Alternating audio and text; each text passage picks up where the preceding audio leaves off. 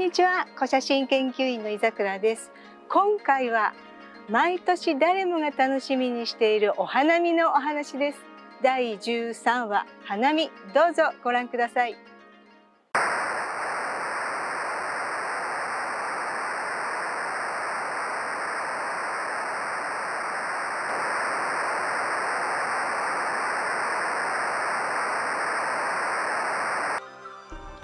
花見の歴史は平安時代、貴族たちが桜の下で歌を詠んだり蹴鞠をしたのが始まりだった。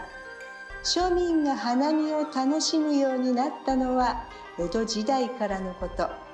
各地の咲き誇る桜の木の下で弁当を食べながら花見を楽しんだ。江戸上野の山に桜が植えられたのは、上野の山に寛永寺が創建された寛永2年。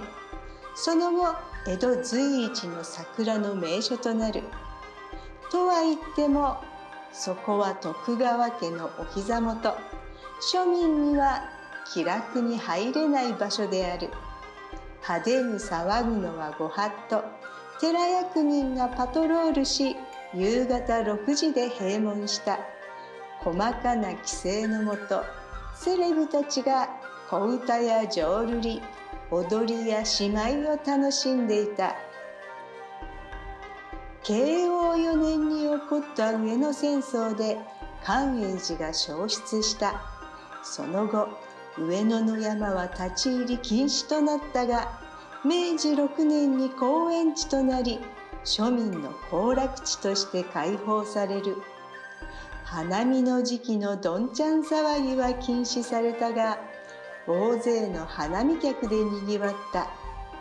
こちらは花見小袖を着た女性たち。女性たちは正月よりも着飾って花見に出かけたという。こちらは花飾りを売る露天商。少女たちが物欲しげに花飾りを見ている。布や紙で細工した花飾りを紙に刺して花見に出かけるところだろう。今度は飴細工を売る露天商。子供たちにはこちらも花見の楽しみの一つだった。粋な江戸っ子は花見に規制のない気軽な向島を好んだという。向島の墨亭には茶屋や料亭が立ち並んでいた。こちらには寿司屋の屋台。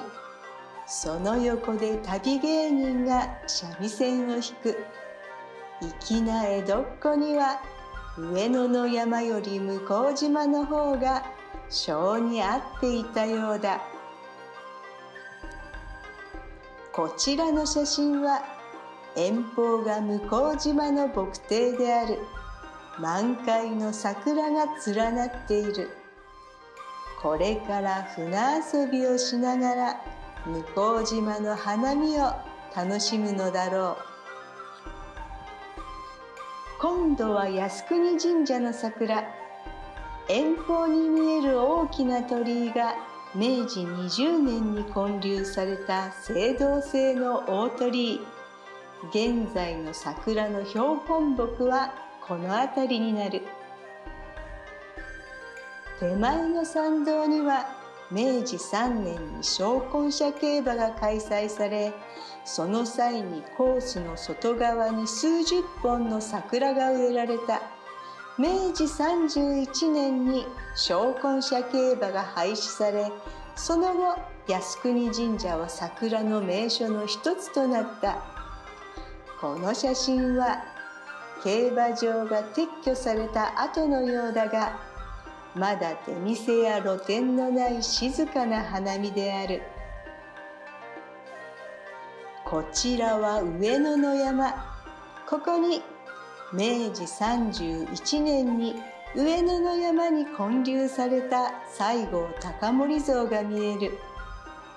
今と変わらず大勢の花見客でにぎわいを見せている。